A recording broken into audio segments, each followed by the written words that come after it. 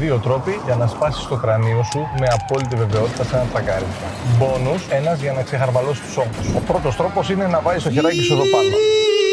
Όταν τα χέρια σου είναι εδώ πάνω ψηλά, σε περίπτωση που γίνει χτύπα ξύλου ένα τρακάρισμα, ανοίγει ο αερόσακος με περίπου 300 χιλιόμετρα την ώρα, οπότε δεν προλαβαίνεις να πάρεις το χέρι σου και τι κάνεις, χτυπάς πάνω στο χέρι σου, δηλαδή πολύ άσχημα. Με απόλυτη βεβαιότητα μπορώ να σας πω ότι θα έχετε πολύ σοβαρά κατάγματα στο πρόσωπο. Ο δεύτερος τρόπος είναι αυτός εδώ. Αν είστε κοριτσάκια, έτσι το φοράτε εδώ πέρα και σε περίπτωση τρακαρίσματος, κλακ, χτυπάει το κεφάλι σας στο προσκέφαλο.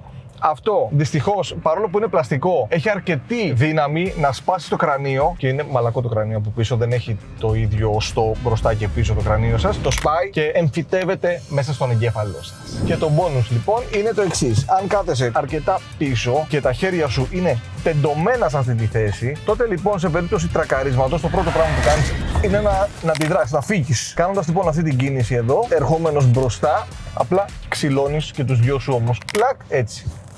Και φεύγουν οι ώμοι του. Να οδηγείτε με ασφάλεια, να προσέχετε και να είστε καλά.